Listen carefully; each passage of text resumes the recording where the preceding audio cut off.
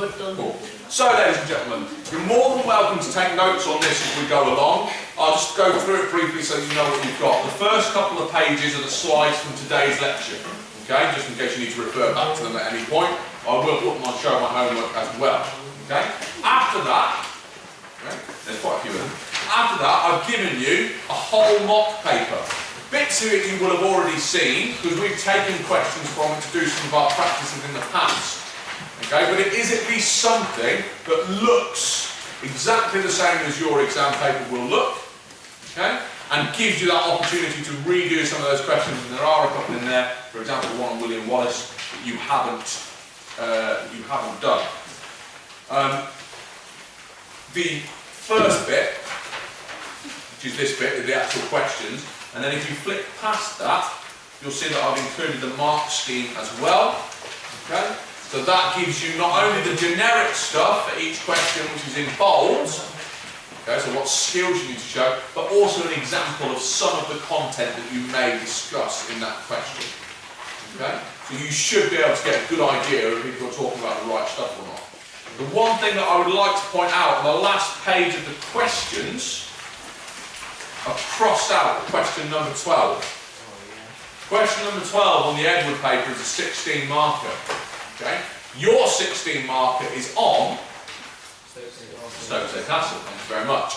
This 16 marker is on Conway Castle. The reason being is that the exam board don't want to write a question that is literally going to be on your exam paper, so they've deliberately done something different. I have written what I think is a likely question for Stokesay Castle underneath. I can't guarantee that it's 100% accurate, because obviously I haven't seen the paper. But I've used the same wording and the same format that they've used in their other practice questions. Okay?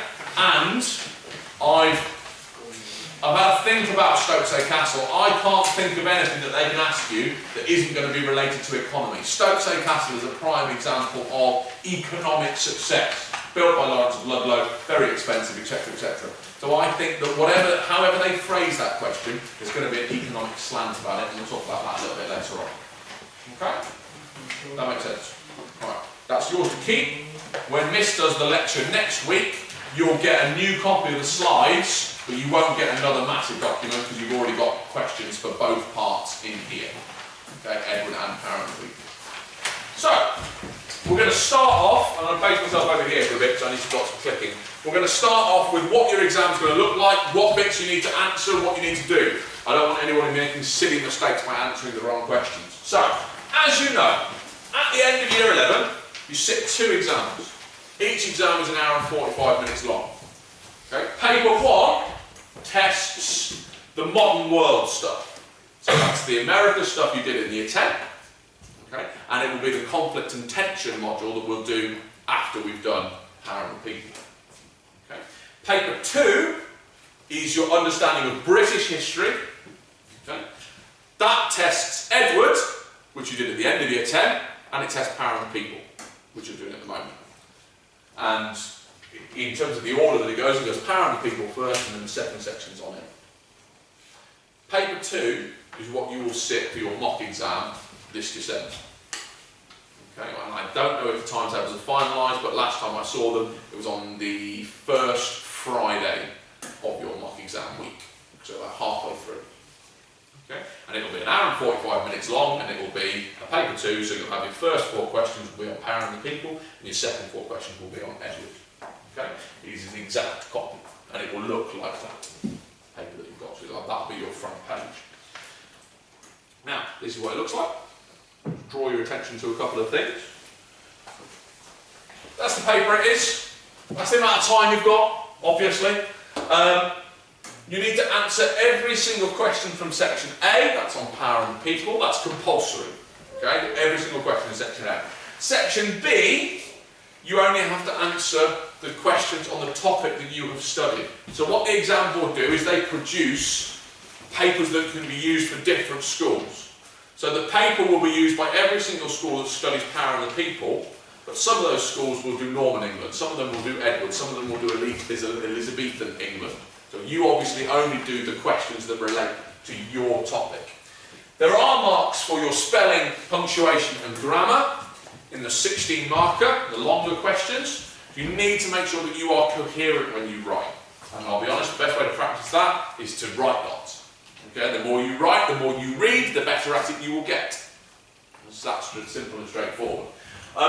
Time-wise, they recommend that you do half and half. About 50 minutes on the first section and about 50 minutes on the second section, and that will give you a little bit of wiggle room. That will give you 5 minutes of wiggle room. Okay? We've done a little formula, which I'm sure, in fact I know all of you know, because I'm actually in a fortuitous position of having taught all of you that are in this room at one point. We do a mark per minute and a quarter. Okay? So on a 8-mark question, which most of these ones are in the Edward paper, we do 10 minutes. The mark per minute and a quarter. Okay? If you overwrite by a minute on each question, okay, that's 8 minutes in total over the 8 questions in the whole exam. That means you're basically missing out an 8 marker. So timings are incredibly tight and you have to be strict. When you go into the mock exam, when you go into real exams, you should have a watch. Okay, you won't always be able to see the clock that's up in the hall, and you absolutely must be rigid with yourselves. You need to sit down and you need to say, right, this is the time we've started, I can spend 10 minutes on that, 10 minutes on that, 10 minutes on that, 20 minutes on that, if it's a 16 marker, and stick to it. You will get more marks by having a half-decent attempt at every question than you will if you do a couple of questions well and miss 2 out. Is that clear? Yeah. Enthusiastic nodding. Marvellous. So, section A, power and the people. Section B, the 4 questions that apply to Edward. Okay? Now, I am emphasising this a lot. In the past, in the old spec that we used to teach, there was also a section in one of their exams where they had to choose the right questions for what they'd studied. 2 years ago, 9 students, over 10% of the number of students doing the course chose to answer the wrong question. Okay, so I have sleepless nights worrying about you guys trying to answer questions on Northern England when you haven't studied them. Please, please, please make sure you only answer the questions on Edward. Okay, that's the only ones that you're going to get marked on. So, just to show you what it looks like, this is section B, so this is what the rest of this lecture is focused on. This is Edward. You'll have done section A, answered your questions on power and the people. These are your list of options. You do the second one. If you have studied medieval England, the reign of Edward I, 1272 to 1307, please turn to page 8 and answer questions 9, 10, 11 and 12. That's it. Don't answer any of the other questions.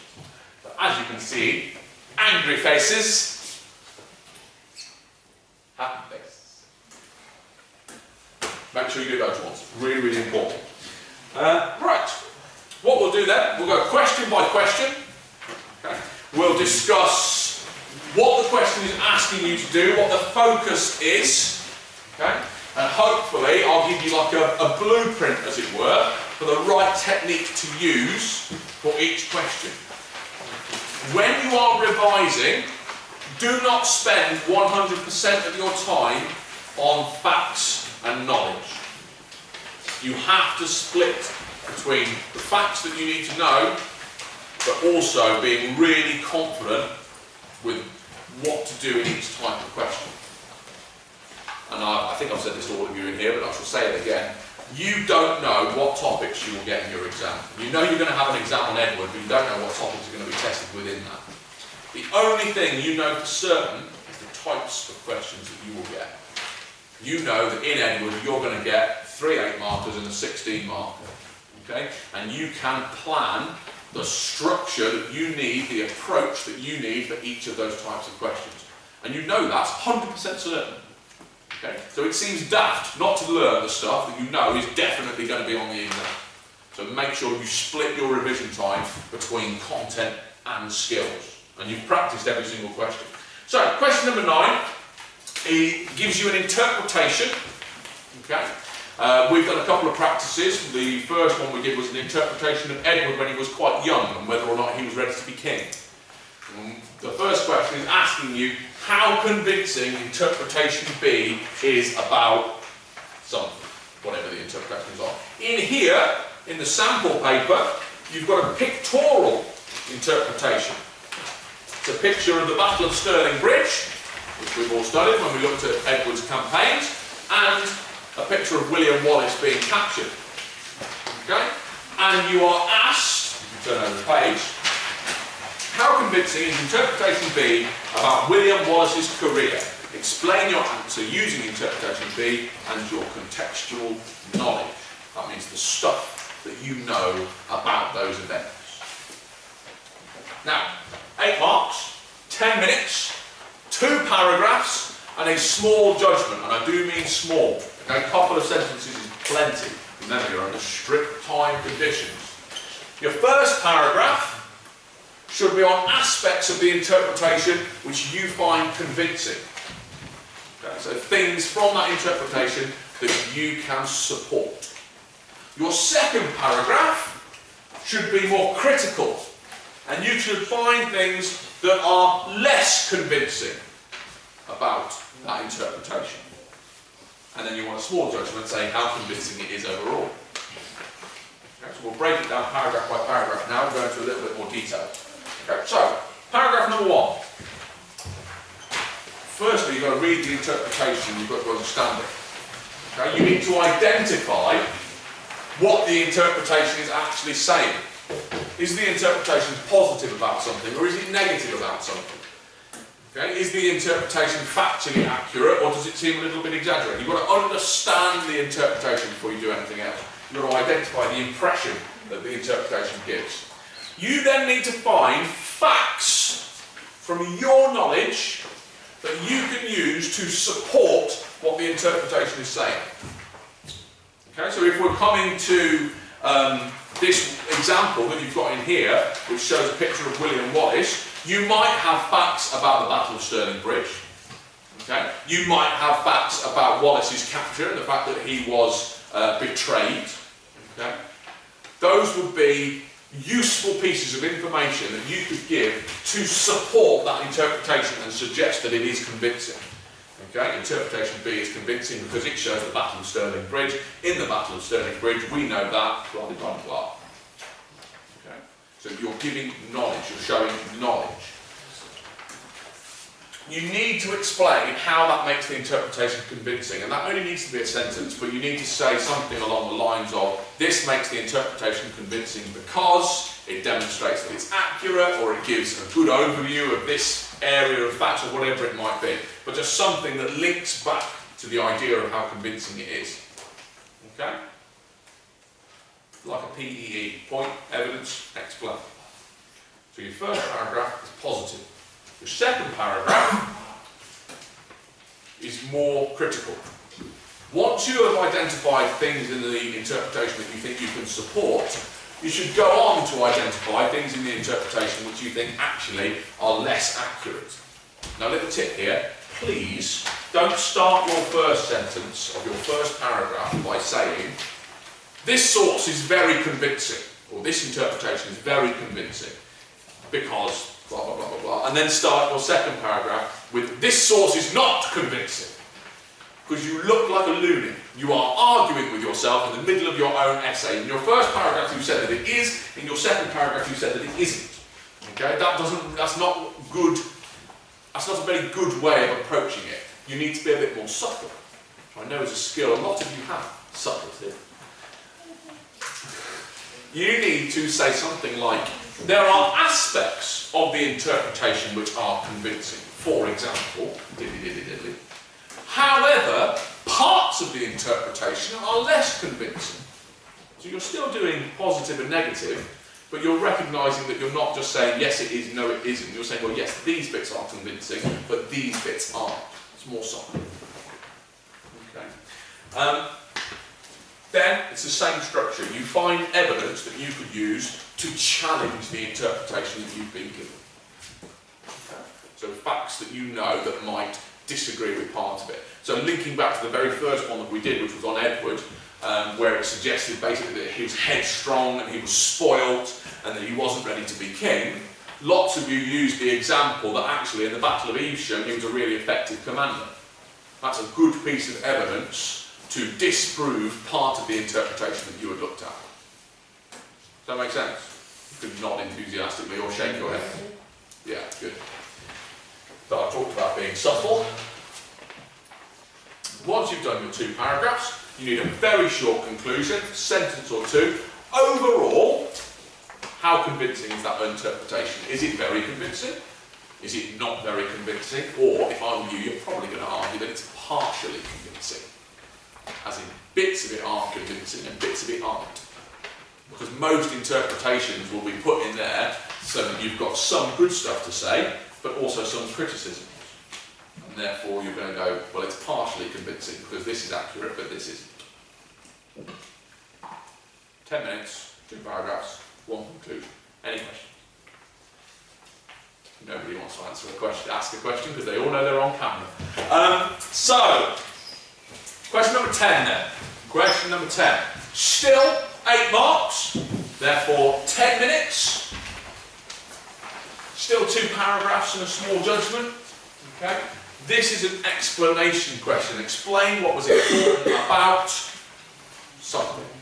So, for example, explain what was important about the wool trade during the reign of Edward I. Would be a lovely question. If we get a question like that on the exam, we can be really, really pleased with ourselves. The example you've got here is exactly that. Explain what was important about the wool trade during the reign of Edward I. Now, your first paragraph should be on a significant thing about that issue. Your second paragraph should give another significant thing about that issue. Now, there is a word that crops up in the mark scheme. You'll see it in here. Okay? The word that keeps cropping up is consequence. Okay? The examiners, when they're asking you about why something is important or why something is significant, actually what they're asking is what effect did it have? What consequences followed as a result of that event? And it's the consequences that make it important. The bigger the consequence, the bigger the change, the more important it is.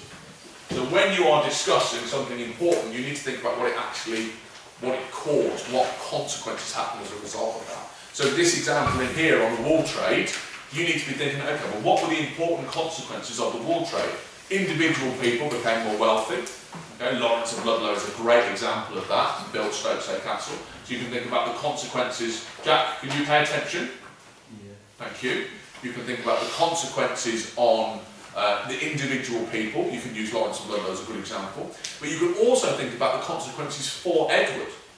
Edward was able to raise a duty, a wool duty, tax on every sack of wool that was sold, and he used that money to finance, or partly finance, his expensive wars in Scotland and Wales.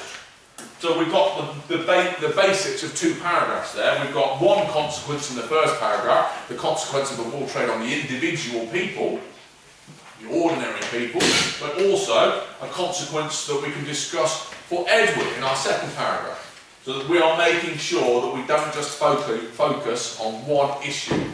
Okay, we are focusing on more than one consequence, which makes it important. And again, you need to have that PEE structure. One of the reasons why the wool trade was important was because of the impact it had on ordinary people. For example, Stokesay Castle, Lawrence of Ludlow, big Great Hall, etc. This was important because it enabled people from poorer backgrounds to become more affluent.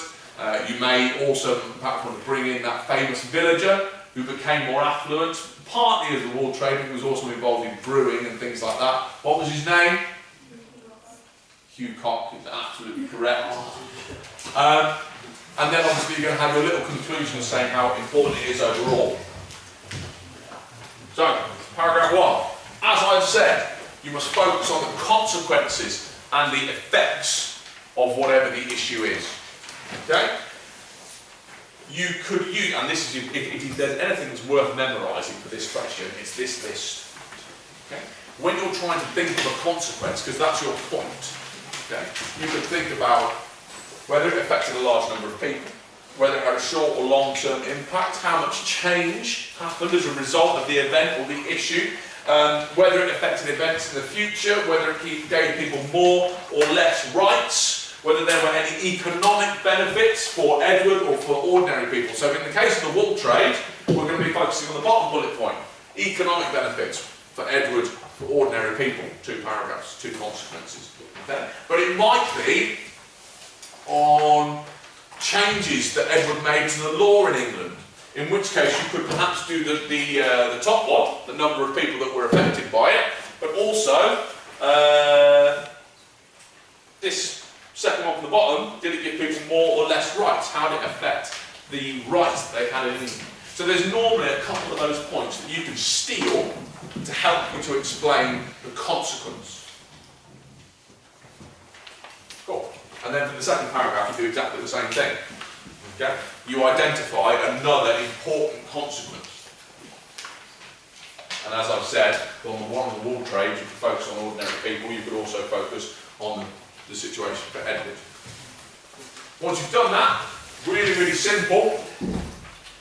You give a basic conclusion. Overall, how important was that thing? So overall, how important was the wool trade? And if anyone in here would ever argue that the wool trade was not important for Edward, you've got one screw loose, more screw looses than I thought. Okay, you need to make sure that you are giving a decent conclusion. They're not asking you about things that are insignificant. They're not looking for you to say, no, this wasn't significant, this had no effect at all. They will give you a significant thing. Okay? They are asking you to explain why they've chosen it, basically, the impact that it has. Okay, any questions on question 10? No. Thank you. So, question 11. I hate this question. It is arguably my least favourite question on all of the different papers put together. The question always starts with write an account of blah blah blah. Now the example you've got here, write an account, you've practiced before, write an account of the ways in which the legal system changed under Edward I.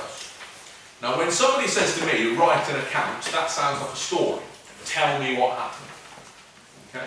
But actually, the focus on this is the changes that occurred. So your answer must focus on what happened and the changes that were as a result of that. Okay? So you can't just describe the legal situation in England in this, you have to explain how it changed in detail. Okay? And I keep saying the word change because that's the one that comes up in every single bit of the mark scheme. Okay? Out of all the 8 markers that we do, this is one I think you can probably do in 1 paragraph. Okay? I don't think you need 2 paragraphs to identify change and write an account. It's going to be longer than an ordinary paragraph because it's going to be 8 marks, but I reckon you can do it in 1 paragraph rather than 2. And what I think you should do is find 2 to 3 significant changes that relate to that event. Okay? And the mark scheme is split equally. 4 marks are available for your knowledge of what happened for that event or issue, and 4 marks are for your ability to explain the changes that came about as a result of that. Okay? So if you only write down, you only give knowledge and you don't discuss the issue of change, the maximum you can get is 50%. Okay? So it's really important that you emphasise change in the write-an account question.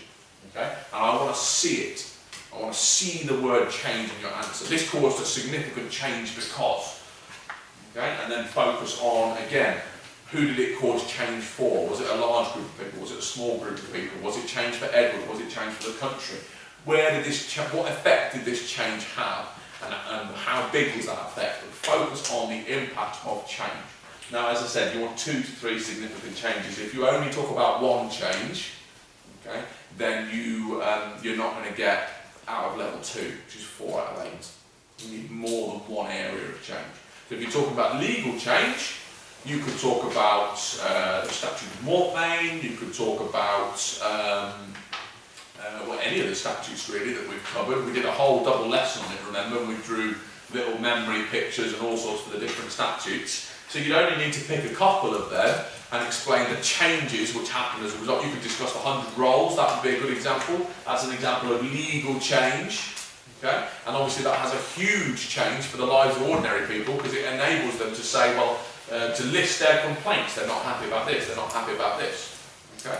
So you can focus on the change and who it was for and the impact that it had. That one wants some practice, I would say. It's one we found quite difficult collectively as a group when we were practicing. Right, last one. Your 12 mark. As I, 16 mark, sorry. As I've already explained, the example in here, okay, that I've crossed out, is there to try and show you how the question will be asked. They don't want to write one on Stokes Castle because I think they've only probably got one option, okay, and they don't want to tell you what you're going to get in your exam. My attempt at writing a question. The wool trade was the main cause of economic change in England during Edward's reign. How far does a study of Stokes Castle support this statement? Now, it's a little bit complex, but I think if we approach it logically, and we think about what the focus is, it's manageable. I'm going to set that question in your mock exam. You will answer that. Okay? And hopefully that will be as close as we can get it to the question that you will sit at the end of year 11. But I offer no guarantees. I'm doing my best to try and think what it will be like. Okay? Stokes Castle is an economic example. It's built on the profits of the wool trade. It's not defensive because the features are really for show rather than for actual defence. Okay? It's certainly not an example of Edward's military campaigns, okay, like Conway Castle is. So I think the only thing that they can really discuss is how it shows the importance of the wool trade. Okay? Because that's where all the money came from to build it. Now, the whole point of this question really is for you to show knowledge about that historical site. And most of you in here have visited that. Okay? So you should be able to recall the things that you saw as we were walking around. But here is a list of things that you may be able to use. Location, the purpose, so why it was made, structure, so what the design is like, key people involved, the economic impact that it might show, and Stokes Castle works for a lot of those. It's right on the border with Wales, okay, so it's very close to one of the strongest areas of wool production. It's built to show off Lawrence's wealth and make him look powerful and important. The structure and the design is really significant. It's got the best quality materials, the best craftsmanship. It's got, you know, huge windows and things like that, all of which show wealth, designed to show wealth. Key people is obviously Lawrence of Ludlow. Please don't get him confused with other key people. Some of you in the past, I know, have confused maybe Lawrence of Ludlow with Robert Burnell. Don't get the two of them mixed up. And we know that there's an economic impact of the wool trade, because it's the wool trade that gave Lawrence the money to build it in the first place. There is also an emphasis on change, okay? And there's an emphasis on you not just knowing about the site, but being able to link that to the issue in the question. Okay, so if your question is, the wool trade was the main cause of economic change in England during Edward's reign, you need to give examples from Stokes Castle that show the significance and the changes caused by the wool trade. So you need to link the two together. You basically use what you know about Stokes Castle as evidence to support the statement that you've been given. Does that make sense?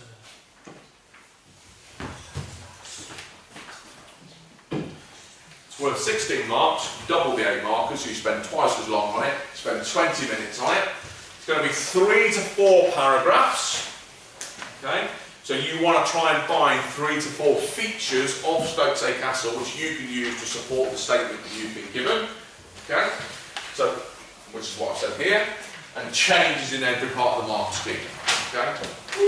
So the question is focusing on what changes in England are shown in the wool trade and how is that supported by Lawrence of London. Stokes Castle. And I will happily admit that this is quite a tricky one. Again, it's worth practice. I'm more than happy to mark anything that anybody has a go if you want to come and discuss If you've had a go at these questions and you want to go over it in a little bit more detail, I'm more than happy to do that. Each paragraph should identify a feature of the historical site which supports the statement, okay? Give specific details about it, explain the changes caused by the site, and how that feature demonstrates whatever the statement is in the question. Now, I know that's quite a lot to cover, so I've done an example. The wool trade caused significant economic changes during Edward I's reign. England became more wealthy, and Edward was able to continue wars in France, Wales and Scotland. Stokesay Castle clearly supports the importance of the wool trade and shows how significant the economic changes were in England. For example, the fortified manor was built at the highest level of craftsmanship. This is shown by the vaulted ceiling in the main hall, which is still in excellent condition. This demonstrates the amount of wealth which was generated by the wool trade, as Lawrence of Ludlow was able to pay for the very best materials for the people. This would have been impossible without the economic changes brought around by the wool trade. Okay, so the question is focused on the impact of the wool trade and the changes that it brought. I've identified that the main changes that it allows the development of wealth. Okay, I'm kind of focusing on an individual as well as on Edward. Okay, but I've picked examples from the historical site to show how Stokesay Castle demonstrates that. You need to pick 3 to 4 bits of Stokesay Castle that you can use to demonstrate whatever the question is asking you to do. Anthony, is that a question? No, sorry. Little conclusion then on a 16 marker. You need to emphasise how important that historical site is in helping us to understand about the issue. Okay?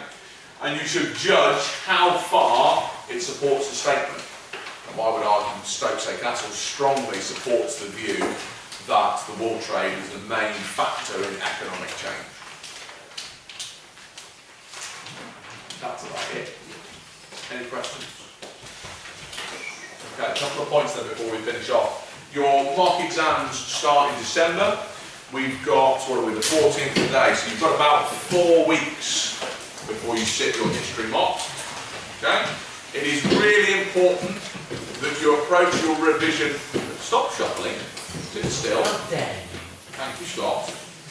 It is really important that you approach your revision in a structured and sensible manner, and please don't fall into the trap that so many students do of revising the things that you feel comfortable with because they're less scary.